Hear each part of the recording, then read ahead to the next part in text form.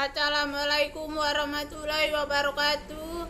Nama saya Indah Wikunani, NPM 19445000021, kelas A119, mata kuliah Ortopedadodian Kakungan Pelihatan atau anak tunanetra.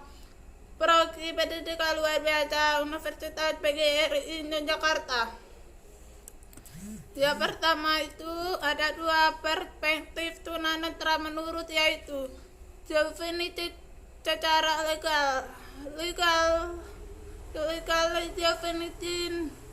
definisi secara legal didasarkan pada hasil pengukuran terhadap ketajaman penglihatan yang bisa dilakukan oleh tenaga medis. Definisi ini sering disebut juga dengan istilah definisi secara medis atau klinis. Definisi ini dikatakan legal dikarenakan sering dijadikan persyaratan untuk menentukan sah atau tidaknya seseorang di kategorinya sebagai tunanetra. Selain itu karena biasa dipakai oleh masyarakat awam dan profesi kedokteran. Tunanetra menurut definisi legal adalah mereka yang memiliki ketajaman penglihatan dari 20 per 70 feet hijab total. Secara legal adalah mereka yang memiliki ketajaman penglihatan 20 per 200 feet atau kurang lebih buruk. Low vision secara legal adalah mereka yang memiliki ketajaman penglihatan 20 per 70 feet sampai dengan 20 per 200 feet. Yang kedua, definisi secara pendidikan definisi secara pendidikan biasa dianut dipakai oleh para pendidikan untuk kebutuhan pendidikan. Adapun pengertian dari tunanetra secara pendidikan adalah mereka yang memiliki gangguan pada penglihatan secara signifikan sehingga membutuhkan pelayanan. Yang khusus, blind secara pendidikan adalah mereka yang memiliki atau mengalami gangguan penglihatan dan meskipun telah dibantu sedemikian rupa agar dapat membaca, tetap sisa penglihatannya tidak dapat digunakan untuk membaca jejak. Harus membaca menggunakan braille.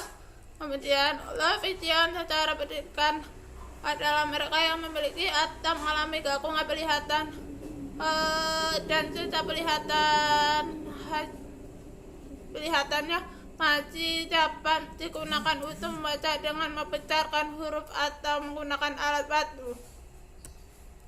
Nomor 2, konsep pada secara tunanetra yaitu yang pertama penglihatan sentral, yaitu untuk penglihatan mempersepsi dan membedakan betul-betul suatu objek. Kemampuan seseorang dalam menggunakan penglihatan sentral ini dikenal dengan istilah ketajaman penglihatan atau vision.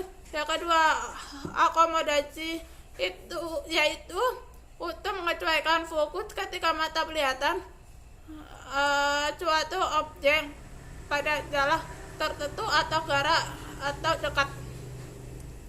Yang ketiga, penglihatan binokular yaitu untuk mengkoordinasi kedua mata pada waktu melihat suatu objek sehingga mata objek tunggal. Yang keempat, penglihatan warna yaitu ketika seorang melihat atau mempersepsi warna suatu objek.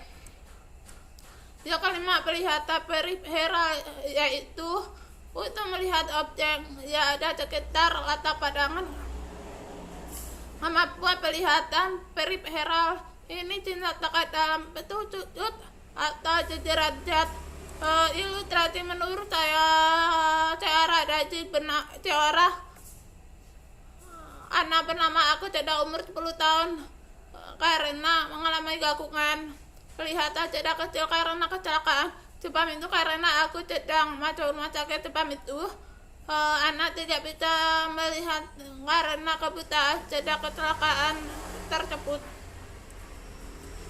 Kemudian nomor 3, ada 4 jenis adaptasi kurikulum atau pembelajaran yang dapat dipakai tunanetra di sekolah, yaitu yang pertama materi dalam adaptasi materi seorang anak yang mengalami tunanetra sering mengalami kesulitan dalam memindahkan satu tanda ke braille.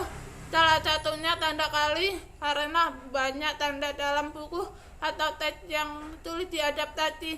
Yang kedua, alat dan media. Seorang anak tunanetra dapat menggunakan berbagai alat dan media untuk belajar. Contohnya, alat dan media yaitu buku braille bisa dengan audio. Yang ketiga, waktu. Jika ada cara tunanetra menggunakan waktu seperti belajar, mengumpul bersama teman-teman, atau ngobrol bersama teman-teman dan sebagainya. Yang keempat, tempat. Setelah anak tunanetra ada di tempat lain, misalnya di kelas, di ruang tamu, di kantin, di kampus dan sebagainya. Jadi anak tunanetra untuk bisa bersama untuk ajak teman lain di tempat tersebut.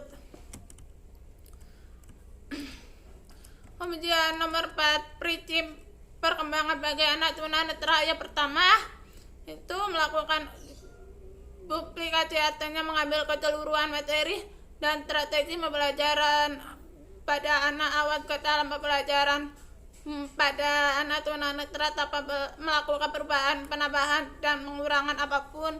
Yang kedua, melakukan modifikasi terhadap materi media strategi pembelajaran, yaitu sebagai anak keseluruhan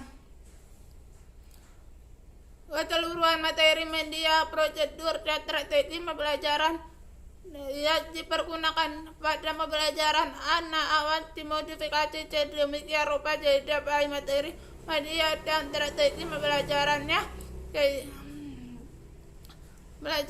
sesuai dengan strategi anak. Yang ketiga, melakukan substitusi, yaitu mengganti materi, media, dan strategi pembelajaran yang berlaku pada pembelajaran anak awas, bahkan mengganti mata pelajaran tertentu. Misalnya mata pelajaran gambar diganti oleh apresi, seni, suara, atau sastra. Memberikan tambahan pembelajaran atau kegiatan ekstrakurikuler yang berkaitan dengan aktivitas kompetitif yang tidak ada pada kurikulum reguler. Misalnya kursus orientasi mobilitas, aktiviti agile lain, ADL, komputer bicara, dan lain-lain. Kemudian yang keempat, melakukan omisi, yaitu menghilangkan materi tertentu yang berlaku pada pembelajaran anak awal. Hal tersebut dilakukan apabila ketiga prinsip di atas sudah tidak dapat dilakukan, misalnya meniadakan materi pembiasaan proyeksi warna pada mata pelajaran atau mata kuliah tertentu, dan lain sebagainya. Kemudian nomor 5, pentingnya ADL, activity of the line, atau perawatan diri bagi anak tunanetra agar dapat hidup mandiri. Kemandiri anak tunanetra dapat dilatih dari hal yang paling kecil, yaitu dari activity atau shelter, artinya perawatan diri. Nomor 6 itu pengembangan konsep anak tunanetra. Yang pertama, mereka tidak dapat mengenal objek secara keseluruhan dan harus membentuk keseluruhan objek, melakukan bagian-bagiannya. Kedua, manipulasi ragam pada objek terbatas, tidak mungkin untuk mengganti kedalaman, susunan, dan keseluruhan ciri utama objek. Yang ketiga, di luar jangkauan visinya, objek menjadi tidak berarti. Yang keempat, suara tidak berhubungan dengan yang berarti dan dimengerti, maka akan selalu tanpa kata. Yang kelima, tunanetra memerlukan waktu yang lebih dibanding anak awal. Yang keenam, tunanetra dalam mempelajari konsep mengalami kesulitan untuk masuk ke tahap apresi. Ilustrasi, menurut saya, seorang anak perempuan bernama Siti Tiara dari 5 tahun dia masuk taman kanak-kanak. Kesalahannya tanpa Siti adalah anak yang lucu, ceria, baik pada kegiatan yang bersifat visual, seperti bisa mengisi bernyanyi, seperti paduan suara atau piano dan sebagainya. Maka dia bawa ke dokter untuk melihat gangguan yang ada padanya nyata Titi memiliki kelainan penglihatan yang oleh dokter tersebut. Nomor 7, 3 hal yang dalam layanan pendidikan bagi anak tunanetra. Yang pertama, penempatan anak tunanetra. Dalam penempatan anak tunanetra perlu diperhatikan hal-hal berikut. Ada 5. Yang pertama, anak tunanetra ditempatkan di depan agar dapat mendengarkan penjelasan guru dengan jelas. Kedua, memberikan kecepatan kepada anak tunanetra untuk memiliki tempat duduk yang sesuai dengan kemampuan penglihatannya. Yang ketiga, anak tunanetra enggaknya ditempatkan berdekatan dengan anak yang relatif cerdas agar terjadi proses saling membantu. Yang keempat, diperkenankan 2 anak tunanetra duduk berdekatan agar lebih dari tengkraji dengan anak awet. Yang kedua, alat peraga yang digunakan enggaknya memiliki warna yang kontras. Pada alat peraga, bahan cetakan antara tulisan yang warna data kertas harus kontras. Yang ketiga, ruang belajar bagi anak tunanetra terutama anak lansia vision cukup mendapatkan cahaya atau penerangan. Terakhir, nomor 8, diharusnya guru mendidik siswa ATN agar memiliki kemampuan yang sama dengan anak lainnya dalam domain pengetahuan dan keterampilan sebagai berikut. Yang pertama, pengetahuan prinsip individual, yaitu dalam mendidik anak tunanetra, tenaga pendidik maupun orang tua perlu memperhatikan hal-hal yang berhubungan dengan individu anak. Hal-hal seperti perbedaan umum, mental, fisik, kesehatan, dan tingkat ketunanetraan setiap anak perlu diperhatikan dengan baik. Yang kedua, menggunakan prinsip pengalaman pengikraman, yaitu mendorong anak agar lebih mudah memahami apa yang mereka dipelajari. Guru atau orang tua membangun strategi pembelajaran yang memungkinkan anak-anak menerima pengalaman secara nyata terkait apa yang mereka dipelajari. Yang ketiga, menggunakan prinsip totalitas, yaitu pembelajaran yang diberikan harus mengangkut banyak mata pelajaran, tetapi maksudnya ialah menggunakan fungsi ikra yang masih fungsi pada anak tunanetra dengan baik dalam mempelajari. Yang keempat, huruf braille, yaitu menjadi kebutuhan utama bagi para penderita tunanetra. Melalui huruf yang ditemukan oleh Louis Braille ini, mereka dapat membaca dan memahami tulisan huruf Braille. Mereka kumpulan titik-titik-titik ya disusun utuh menggantikan huruf biasa. Huruf ini tersusun atas 6 buah titik, 2 dalam posisi vertikal, sedangkan 3 lainnya berada di dalam posisi horizontal. Yang terakhir, yang kelima, reglet jatilut,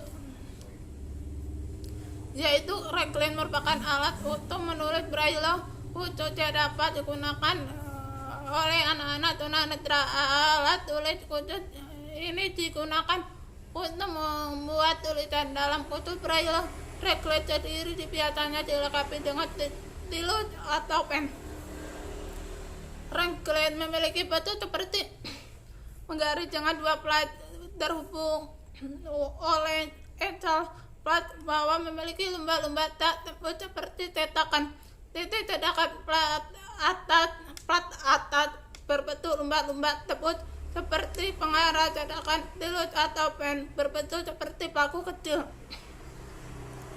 Ia tidak ujung tajam untuk menusuk kertas. Pada reglet terdapat juga ujung tumpul yang berujung untuk menghapus huruf simpul braille jika ada salah menulis. Terima kasih. Wassalamualaikum warahmatullahi wabarakatuh.